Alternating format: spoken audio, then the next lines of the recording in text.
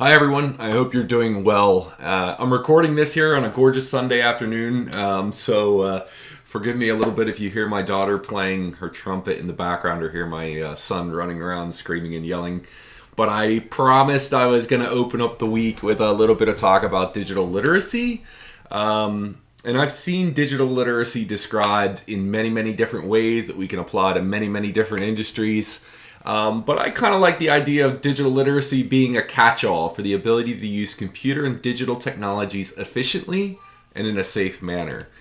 So let's talk about how the cybersecurity organization can enhance digital literacy outside of traditional awareness initiatives. If you want to talk to someone about awareness, I'd suggest finding my friend Jason Hanick on LinkedIn. I'll put his LinkedIn info in the post.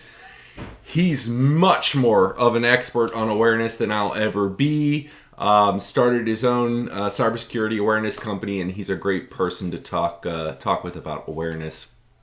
And maybe someday I'll share some thoughts on that. But today I want to talk about a simple way your cybersecurity team can increase digital literacy and learn some things about the organization along the way. So I want to open this up with sort of a few questions. Is your CISO or cybersecurity team out in front of a non-IT audience, or are they hiding in a room somewhere? Are they making their presence known and gathering feedback from the organization at large? Are they learning about what really makes the business work? Are they spreading awareness about specific practices that folks should be following? You know, when you start with an organization, are you teaching them about what the organization does? Maybe is another simple example there. Is your CISO or cybersecurity organization talking about risks that come along with not following the organization's cybersecurity practices? And maybe you're in a large enough organization where you have a team of folks in cybersecurity, and we'll talk about the opposite of that in a little bit, but are they taking the time to walk around the facility and build relationships within the organization? You know, in a remote work environment, things have changed a little bit, but maybe the cybersecurity organization's having Teams calls with folks in the organization or lunch and learns. Think a little bit about the value of doing so, right? A simple walk through your facility can tell you about many things going on right underneath your nose, right? You might find shadow IT with rogue access points. You might find personal laptops. All sorts of things that you might not want to have in your facility.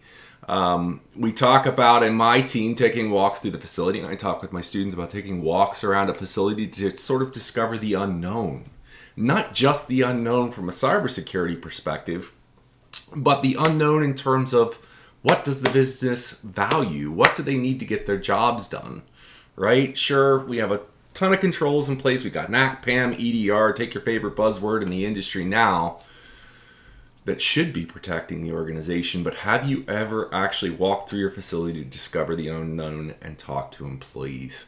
You know, going back to what I said a few seconds ago, maybe you've got an employee using hotspot on their phone with a personal device, conducting company business, bypassing the controls we have in place because it's just easier.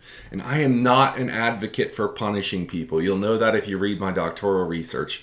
But finding these things and having a friendly discussion about it from a risk perspective and the risk that it poses to an organization is usually more than enough to stop the behavior in the future, right? So go out and find those things. Go out and talk to people about why this behavior is a bad thing for the organization. That walk around the facility, or even just having a simple lunch and learn on the day that you're having that walk, gives you the chance to build digital literacy within the organization outside of formal awareness programs. And it also helps you to build an overall culture of cybersecurity. I would say that simply having an awareness program isn't enough, right? We need to be visible as cybersecurity professionals, and that visibility helps us to build relationships where individuals can come to cybersecurity with what they see in the environment, right? It also, I believe, acts as a trigger for our teams in the organization to remember safe security practices in their work lives, right? I use this phrase with my students all the time. It sets off a light bulb, right? simply seeing the cybersecurity team walking around, having friendly conversations, talking about things that are going on in the cybersecurity space, sets off that light bulb to contact whoever they're supposed to contact in an organization when they see something that might not be safe or might be a risk. So what say you? Am I off here? Do you know who the cybersecurity players are in your organization? If you live in a small shop, maybe you don't. And that's something I think we can talk about next time, right? How do we build cybersecurity responsibility or build digital literacy for cybersecurity in small to mid-sized organizations that don't have the funding or resources to have a CISO or a vCISO or take your pick. So thanks for watching, and we'll see you in the next video.